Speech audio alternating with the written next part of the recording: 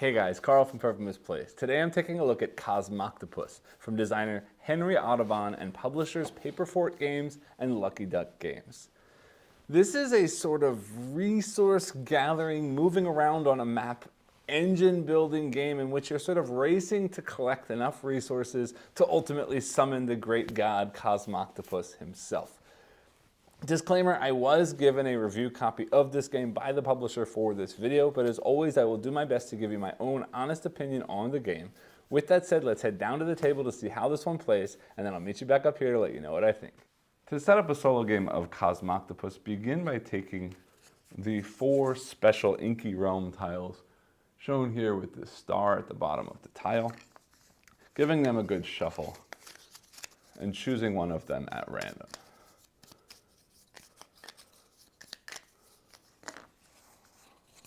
Then I'm going to take the other 8 Inky Realm tiles, sticking that one in there, giving them a shuffle. I'm going to make a grid of 3 by 3 tiles.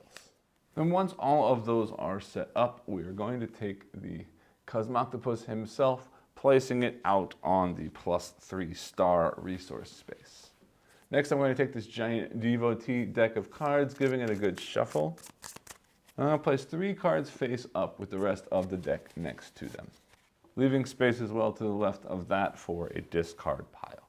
Next, I do need the resources that we will be using for this game: coins, stars, whispers, and ink. And next to those, I'm going to place out the 4 forbidden knowledge tokens associated with each of those resources. And I'll explain what all of this does when we get into gameplay. Then finally, just off screen, you can kind of see it over here, I've got these 4 first contact cards. I'm going to set those over there. I'll pull those in to explain what they are when we need them during gameplay. Then to set up my own player area, I'm going to take this summoning tile, placing that somewhere out in front of me, and I will draw 5 cards as my starting hand from here. A lot of blue coming out this game. And I will also start with 2 of each resource. So I will take 2 ink, 2 whispers, 2 stars, and finally 2 coins to start.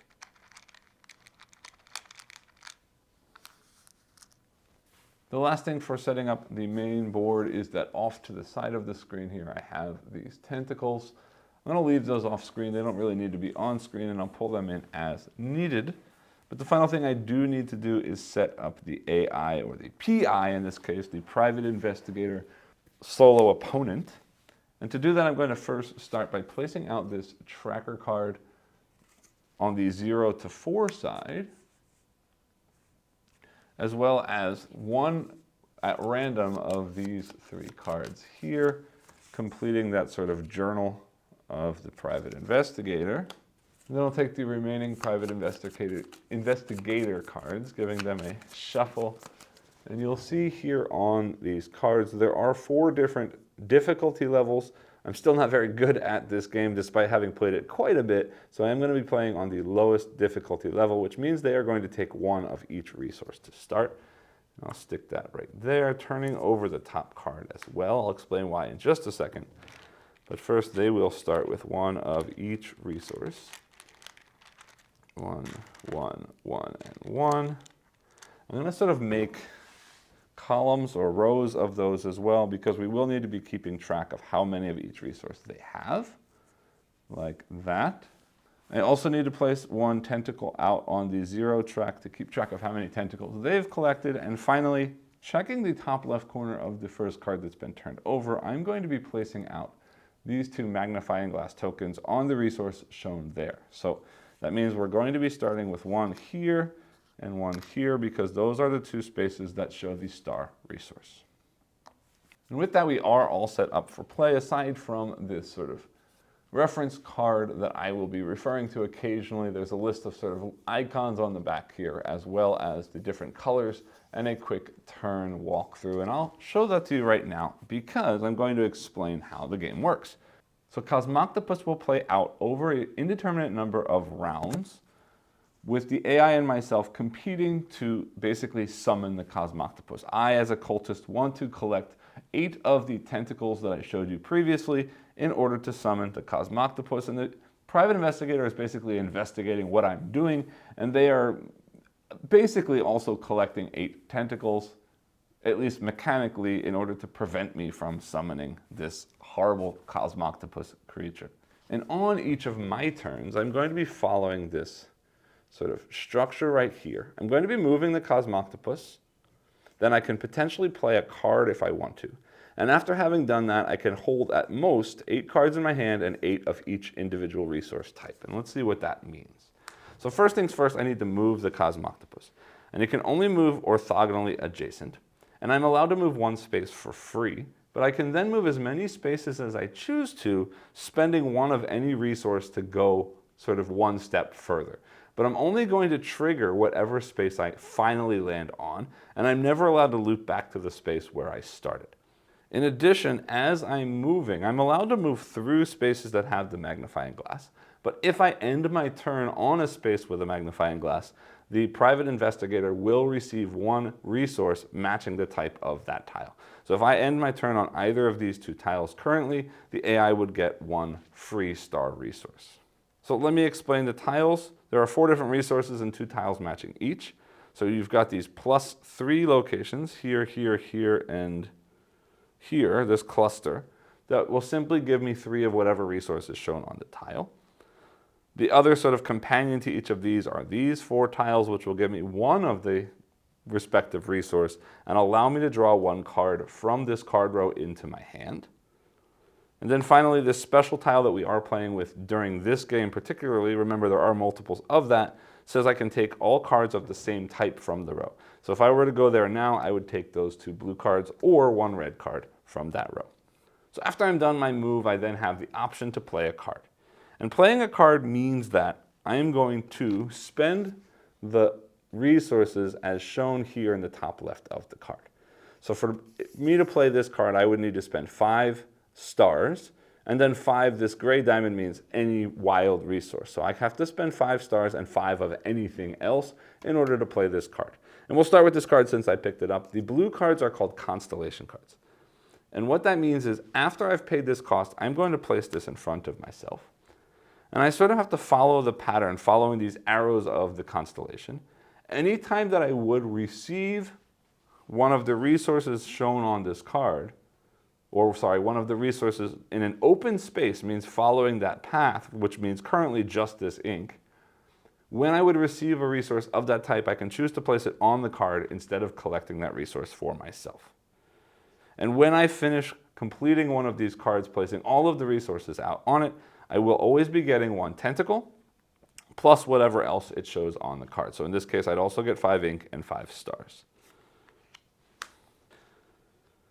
All of the other cards are sort of going to help me in other various different ways. The red cards, this one happens to be a special one, but the red cards, called the hallucination cards, are going to be a one-off, something that happens instantly. So if I play this card by paying 5 whispers and 5 stars, I would gain 1 tentacle.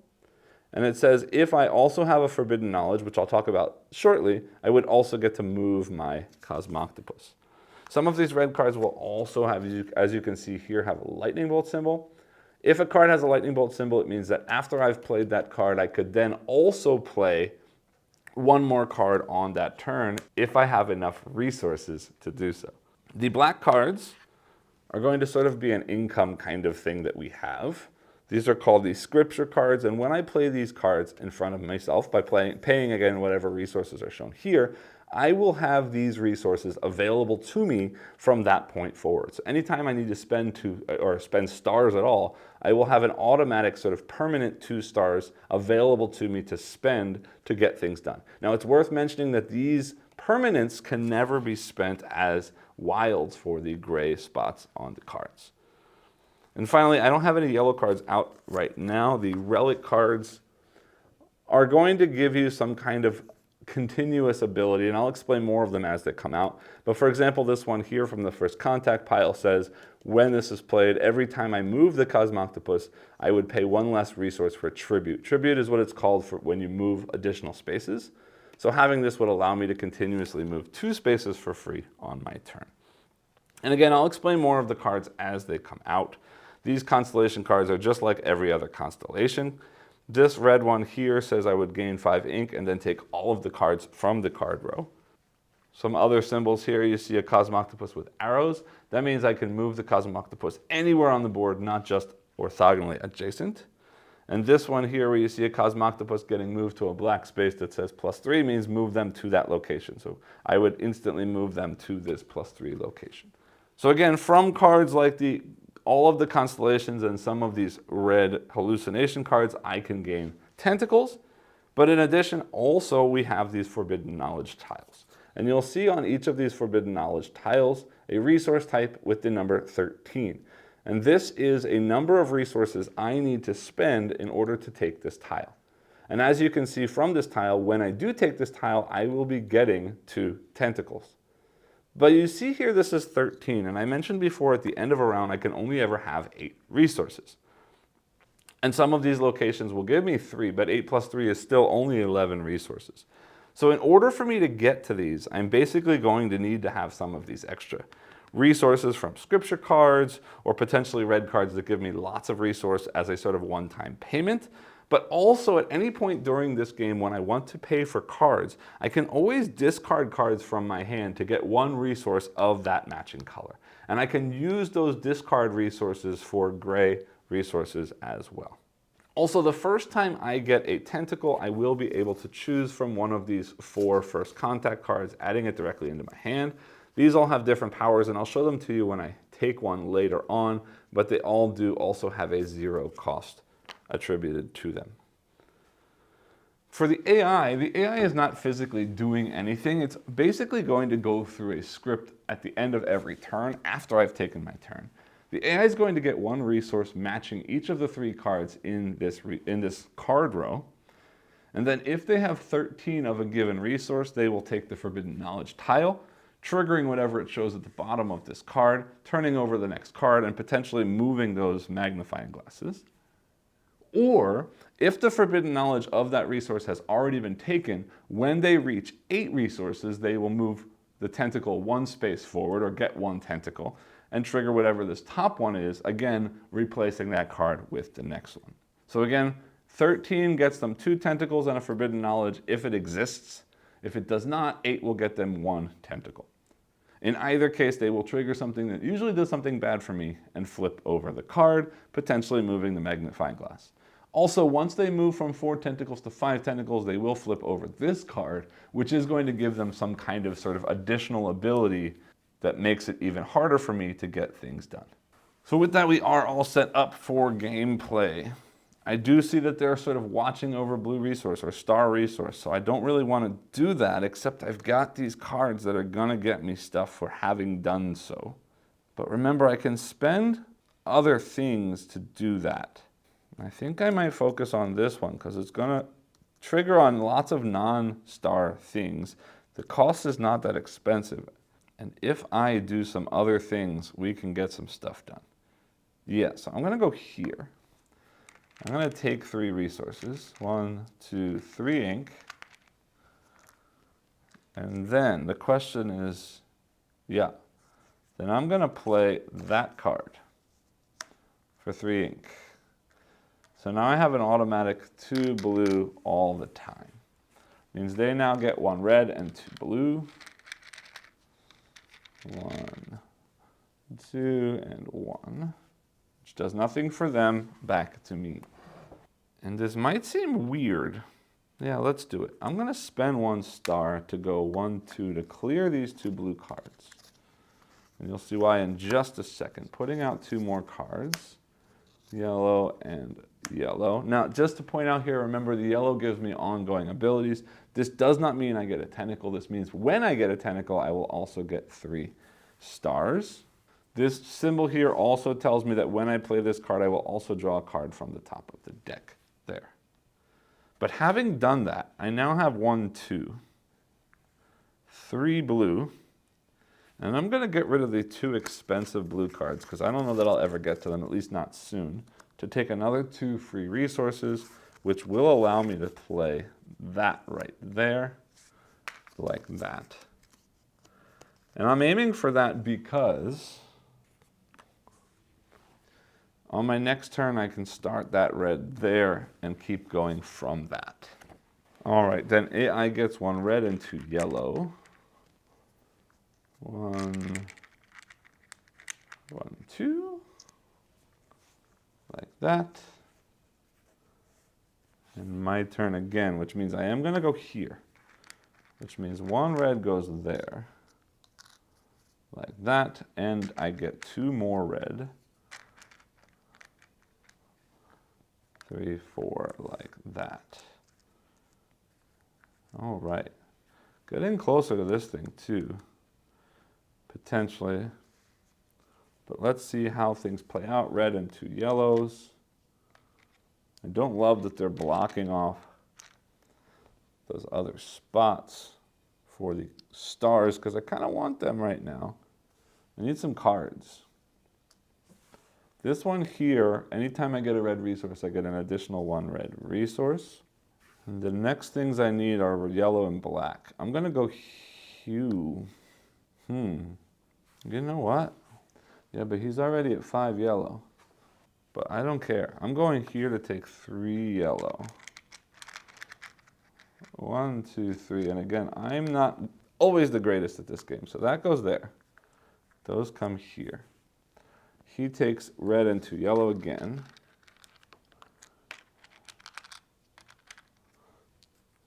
So there goes a red and 2 yellow, so that's 6. I'm going to do rows of 6 because then 6 and 6 is 12 and 1 more triggers. Then I'm going to come here and take 3 stars. That means he does get 1 star from me, but right now his stars are not really a problem. But that means that I can place, no it doesn't. That was a mistake. That was a big mistake. And I'm cheating and I'm sorry. Instead of yellow last turn, I meant to go to black. Again, I apologize for the cheat, but this game already beats me down. So I'm doing that, and I'm sorry. So I would have done that instead, which means now I'm doing that like I did. I can place that there and take these 2, and you'll see now on the next turn I can get the yellow. But okay. Then he's taking 2 yellow and a red again. And I could be playing cards all this time, but so far I don't have resources that I'm willing to spend. 1, 2. Although I could, well, anyway, it's not a problem. Because this starts with blue and this starts with yellow. Hold on. Yeah, I'm retconning my last turn. I would have played this card.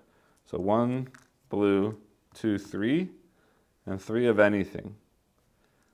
Let's do 3 red, because I want the red. Yellow, yellow, black, like that. That would have played this card. Because now if I go here, I take 3 yellow. And again, I'm sorry for all the backtracking, but it's going to be super important for me.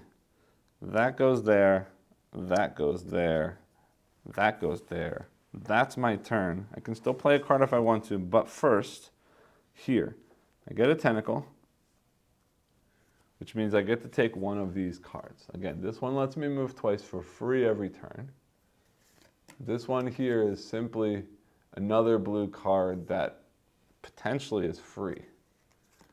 This one would simply get me 1 of each resource.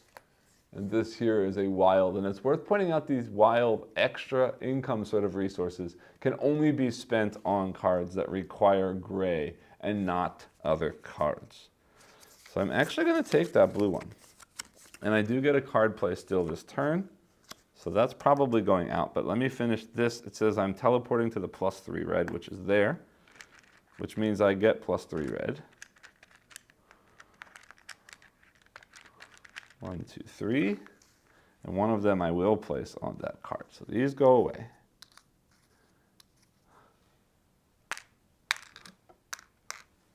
That's trashed. And I can play a card if I want to. 1, 2, 3, 4, 5. 1, 2, 3. I need 2 more blues. Ah, yeah. Forget it.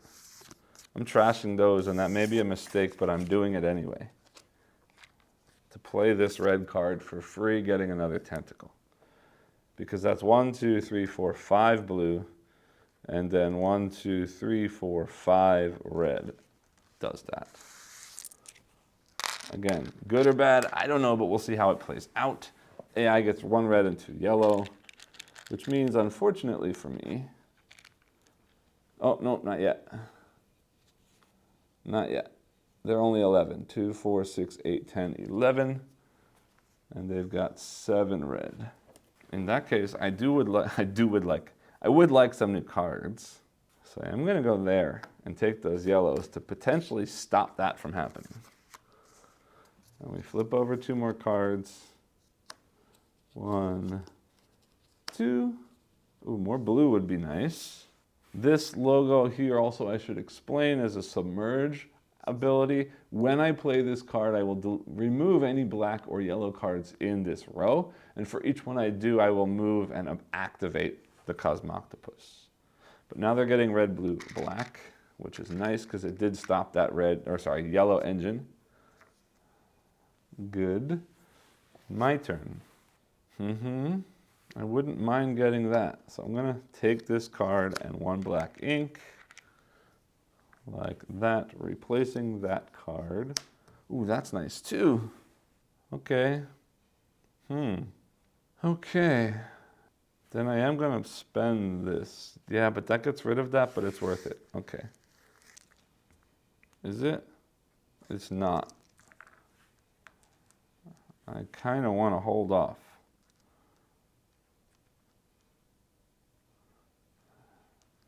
Yeah, I kind of want to hold off. I'm going to wait. They get red, blue, black. Blue's at 6. Red is at 9. Black is at 3. Now, what do I want to do here? Yeah, I'm going to give them another blue, but it's worth it. I'm spending 1 resource to go 1, 2 to go there, which gets me 1 star, which I will place there, and a card, which I do want that. And that's red, blue, yellow, unfortunately.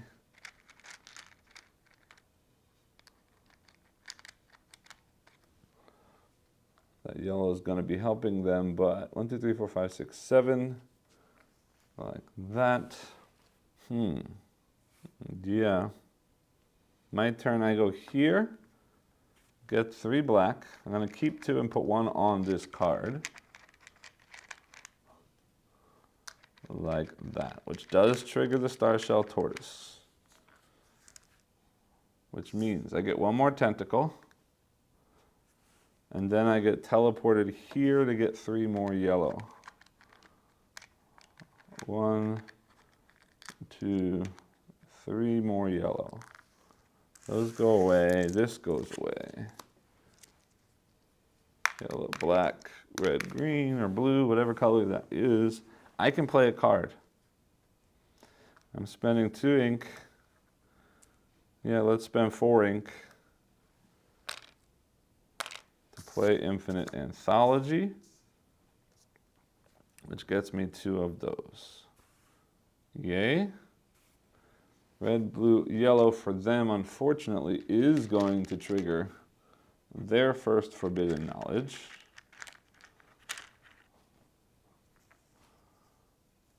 So they're going to spend all of that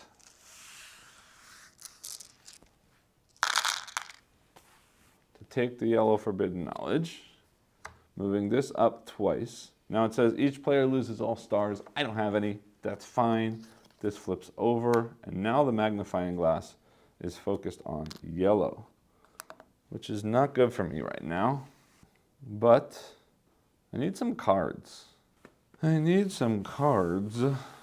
Red is bothering me, but red is the one I care least about. I'm gonna spend 1 ink. It's a waste, but I want to go there. Up, up. I'm taking this blue card, which might be a mistake. Ah, it's a huge mistake. Hold on. That's silly. That's silly. That's silly because I need 5 blue to trigger that, and that's not going to happen anytime soon. All right, so I am going to spend that ink anyway, but I'm coming here to take 3 ink. And I'm instantly spending that 3 ink plus a red and a yellow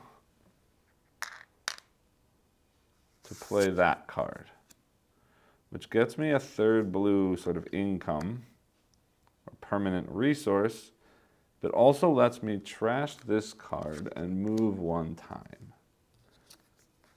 Oof. That was bad, but not necessarily, because I will go here, I will take a star, and I will take that card right there, turning that over like that. All right, so he gets 2 stars and a red, which also is not good, because if I have any hope of forbidden knowledge, it's going to be blue, although black now is also a thing. Then, yuck. I'm going to spend that star to move twice here, taking an ink and getting rid of that card just in case. So then that goes back. Good, that means he doesn't get the red one, but it does mean he's getting close to the blue one, like that. Okay. All right, then we're pivoting. I think I go here and I take the 2 blue cards.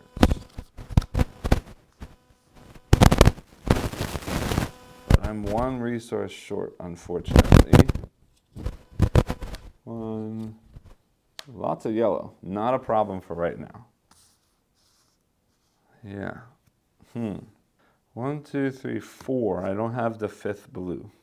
Otherwise I could play that, which would be wonderful, but I don't. Grr. Okay, well then they get 3 yellow.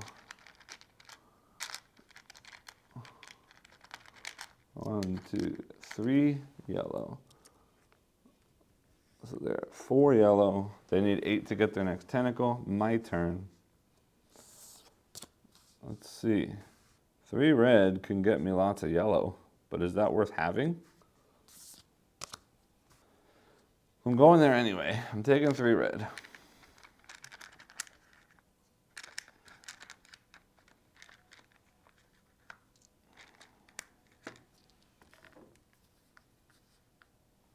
And I am going to do that just because. So 1, 2 yellow plus, yeah, why not? 1 more yellow plays that. So anytime I get red now, I get an additional 1 red. Not super helpful right now. They get 3 more coins. 1, 2, 3. That's 5, 6, 7. My turn. I want blue, so I am going to spend that ink to go 1, 2 to get 3 blue.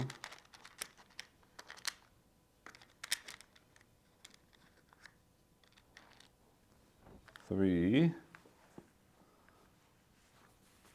I want to play that one, which means I need 1, 2, 3, 4, 5 blue. I don't need any more blue, so 1 of those, 1 of those, and 1 of those to play that. Okay, 3 more yellow for them.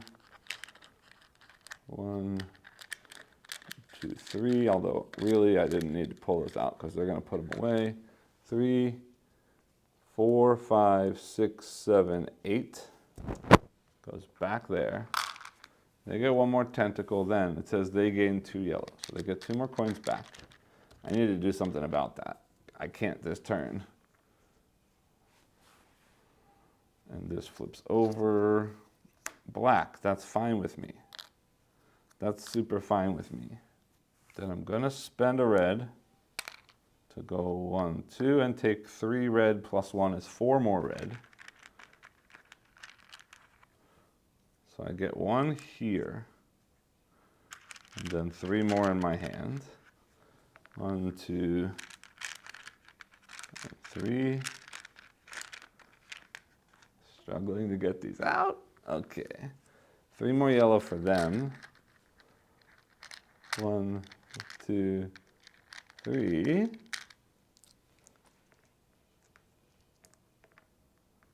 Like that. And then I go here and take all of those. Do I need them? I don't know.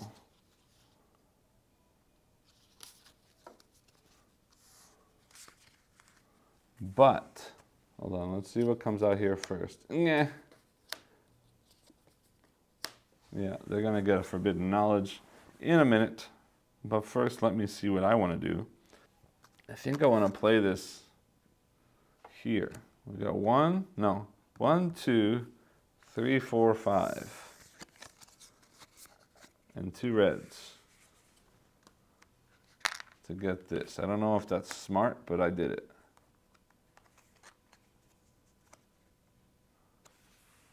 Yes. Then they take their turn, which is 2 blue, which means 12 plus 2 is 14, minus 13 is 1. Which means they do get 2 more tentacles up to 5.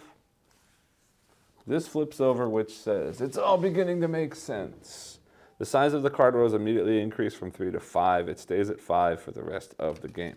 Well, that's great because I have more options, but it's less great because that means that they will be getting 5 resources every turn. So let's make some space. 4 and 5 and 3 more things they get next turn. But also I forgot, they should also have gotten 1 yellow before that happened. Like that. Okay. Well, not okay, but it is what it is. But this also says I lose all my black. I don't have any. Flipping over and it's still black. That's a problem. Well, I'm giving them a black one anyway. They're going 1, 2 to take 3 black. One of them goes here. 2 of them go here. They get 1 more. Then they're getting 3 stars and 2 coins. Because I'm not playing any cards. But 2 coins means 1, 2, 3, 4, 5, 6, 7, 8. Oh, that was already 8? 1, 2, 3, 4, 5, 6, 7, 8. Sorry, that was already 8. This should be 1 more. This should be 1 more. Means these are actually blue, not black. Sorry, means he didn't get that. But he did get that. And those should be gone. He would have been 0, now he's at 2 because of this turn. Okay. Well, not okay, but let's see what happens next. Okay, I need to spend a red to go 1, 2. Getting 3 yellow. 1, 2, 3. One of which goes there. Their turn. 3 blue. 1, 2, 3. And 2 more yellow coins. 1 and 2. Like that. And then, what's next? Me. Well, I'm going to go there. They got 1 more blue. Which means they're going to get a thing on their turn. Or actually right now. 1, 2, 3, 4, 5, 6, 7, 8. Yeah, I'm going to lose this game. That goes to 7. But that gets me 4 blue. Which means 3 plus 1 there. Which means this is done. I get a tentacle. 4. Plus I get to play a red card for free.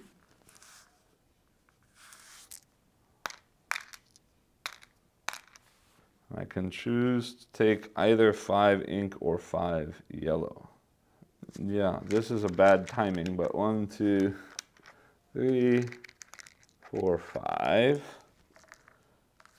And 3 cards from, no, it says all cards from the row. So I get all of these.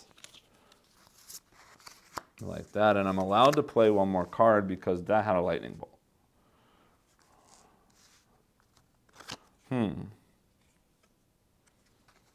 Then I will play that.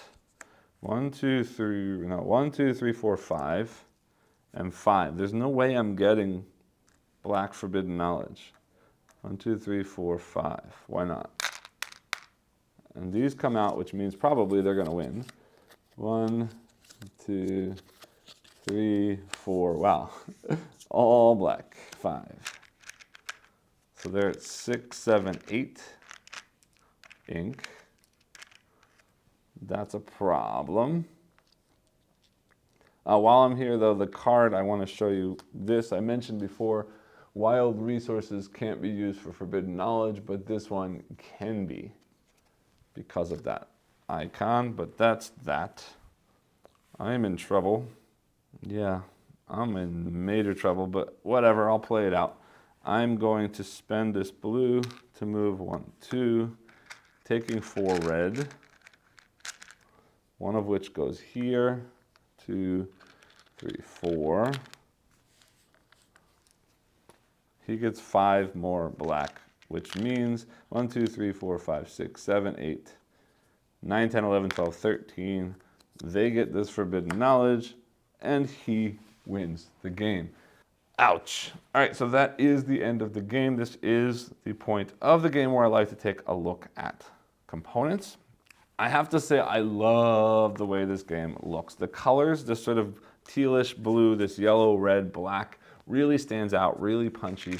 I do love the unique shapes of these wooden components. I'm a big fan of wooden components, and these colors are punchy. The shapes are somewhat unique. I don't think I've ever seen those exact shapes before, and I do really like them. All of the tile quality in here is very nice, very chunky.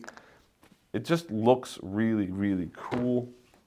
Let me show you up close some of these tentacles. There are a variety of different types of tentacle. There are some sort of curly ones like this, some pointy ones like this. The Cosmoctopus themselves looks great. I should probably put a wash on it at least, or maybe even paint it up, but it looks really, really, really cool. Even the sort of PI character, the artwork in this game is great. The different sort of backgrounds on these things look really cool. All of the black ones are scripture, so you get all these cool kinds of books and different scrolls and things look really neat.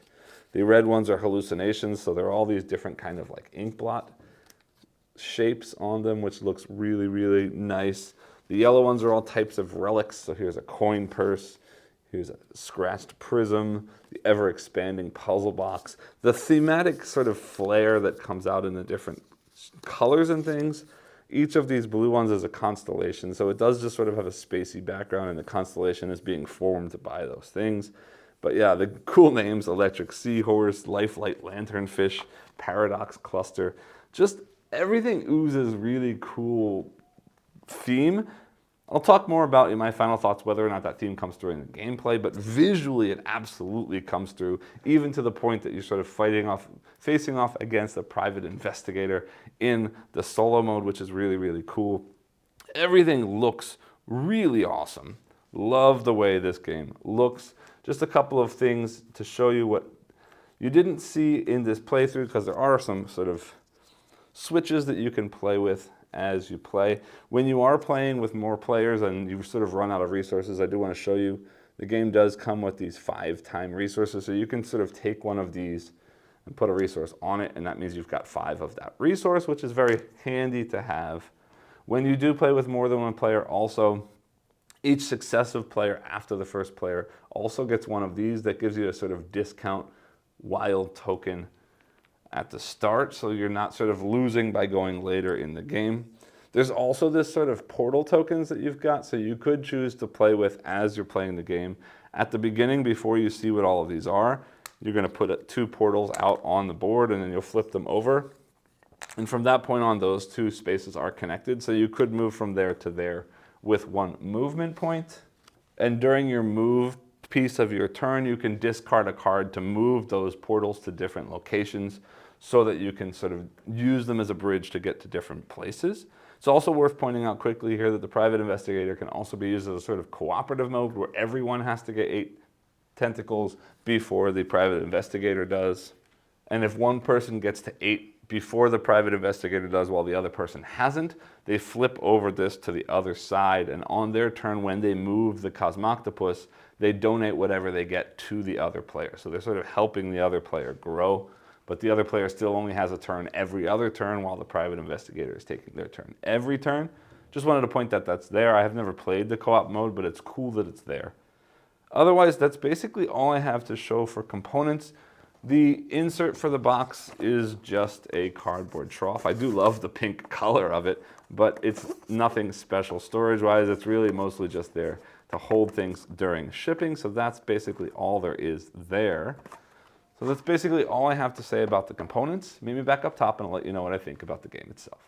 Welcome back. I hope you enjoyed the playthrough, despite the fact that I sort of got destroyed by the private investigator in my attempts to summon the elder god Cosmoctopus. Now, this one's gonna be a hard one for me to talk about because I'm of sort of multiple minds about this game, and also this game is quite unique in what it's trying to do, and it's gonna be hard for me to just sort of pinpoint little mechanisms here and there to throw at you. So let me sort of start at the beginning and work my way through my sort of stream of thought on this game. So at its core, this game is all about trying to gather resources to sort of build these tentacles, ultimately getting enough tentacles first in order to end the game by summoning the Cosmoctopus. And there are a variety of different ways you're going to do this through resource gathering and also through sort of an interesting hand management card-based system that also turns into a sort of engine building system.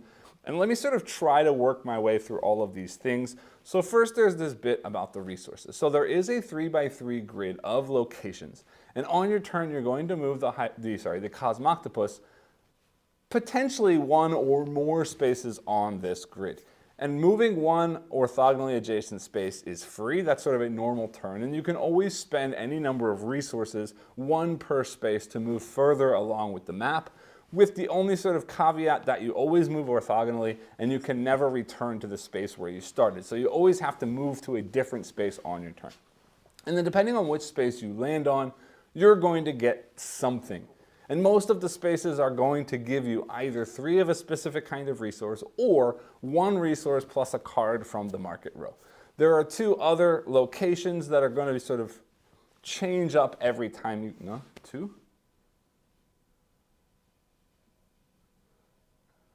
No.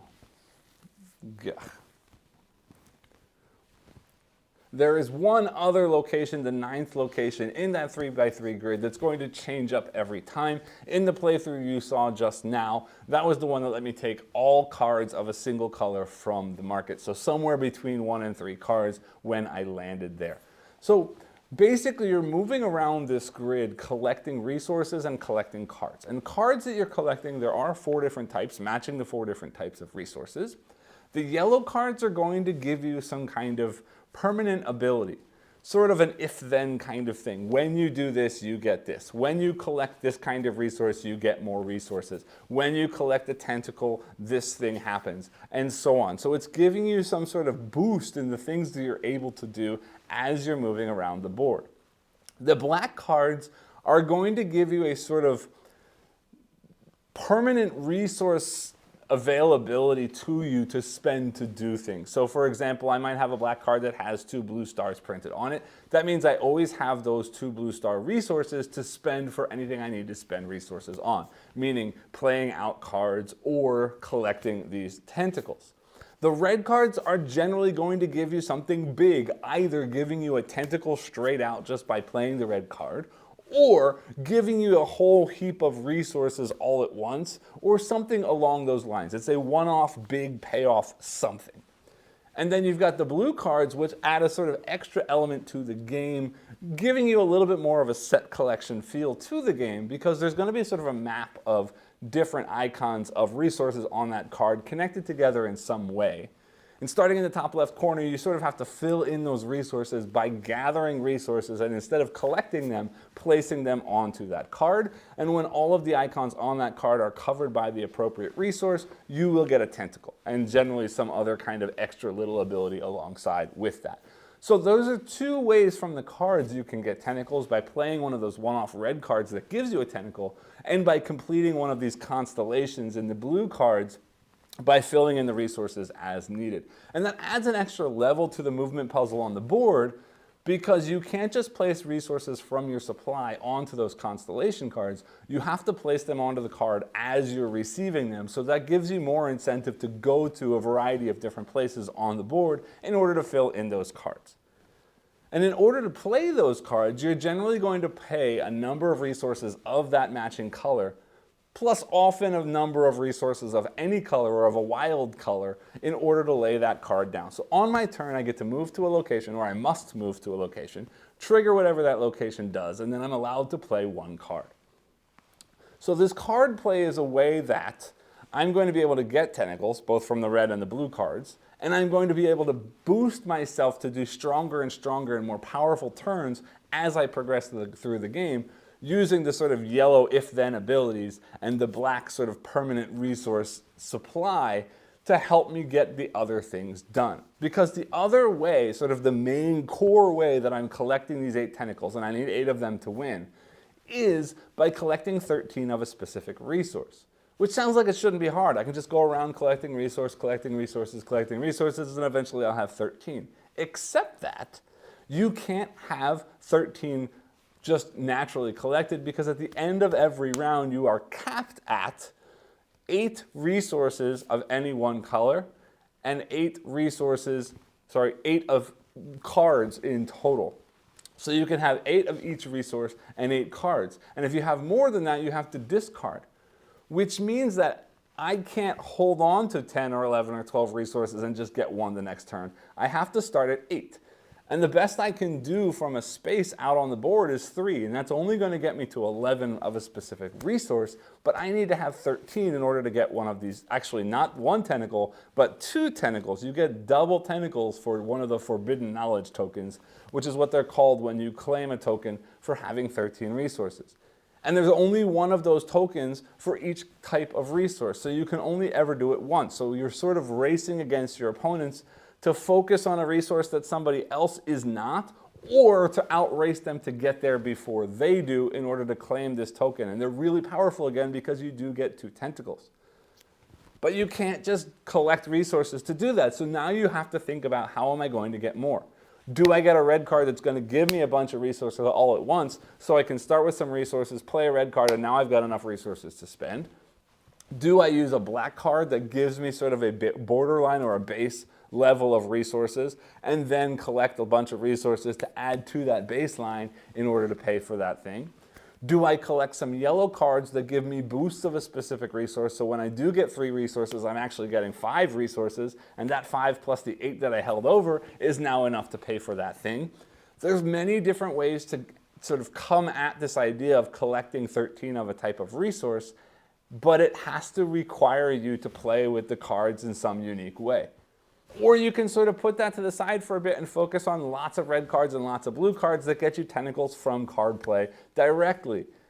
But you'll see that if you don't focus on at least some of this engine building of some of these black and yellow cards that make you stronger and make you stronger, you're very quickly going to get outpaced by your opponent, and it's not very likely that you're going to win in the game. So all of this balance about how do I strategically move around the grid of locations, picking up the things that I need most for what I'm trying to do? How do I most efficiently balance the different kinds of cards, the different kinds of resources that I'm collecting, the different way that I'm paying things? How can I sort of cascade bonuses by playing this card that gives me this thing, that then use this thing and to play a different card the next turn that gets me this thing, and sort of interlock these combos to get lots of stuff done in a little amount of time? Because again, this is at its core a race game, and whoever gets to 8 tentacles first wins. There's no extra time at the end of the round. It's not where everybody gets the same amount of turns. It's collect 8 and win. So you really have to work on efficiency. You really have to work on planning. You really have to work on how things combo together. And all of this is really, really, really cool to me. So then why am I mixed on this game? Well, let me say this. I've never played this game multiplayer, and I think that if I did play this game multiplayer and I played it enough to sort of start understanding some more of these patterns, I would really get into it. I have played the game quite a lot, but only solo. And let me say this, the solo is very, very hard. It's got several difficulty levels offhand, I think 4, it could be 5. There are at least 3 or 4 difficulty levels in this game.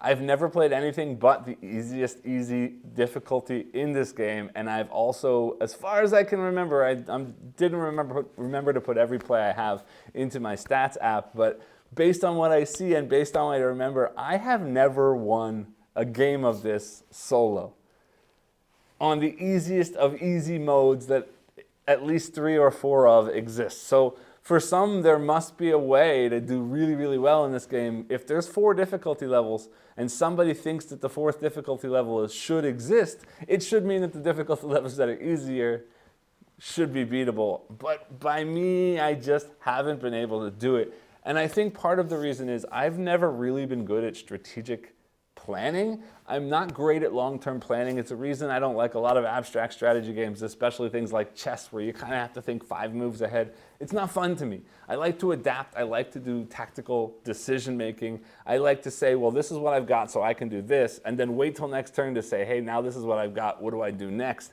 With a bit of a sort of through line of goals or long-term end planning. I'm not good at long-term strategic planning, and what that means is maybe that's what's causing me to do so badly here. It may be that I'm so focused on getting those tentacles that I'm not paying enough attention at sort of leveling myself up and boosting myself early game so that late game I can do a ton of stuff really fast. I might not sort of be processing that kind of thing. I've never been great at Dominion for that same idea because I'm never sure like how much should I spend building my deck before I start pushing to get points. And it's this same kind of idea here that I sort of have to build and build and build and then go after scoring.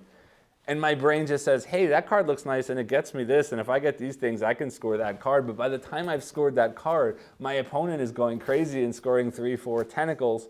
I think the most I've ever done was maybe 6 tentacles before the AI got to 8. The AI is fast, the AI is aggressive.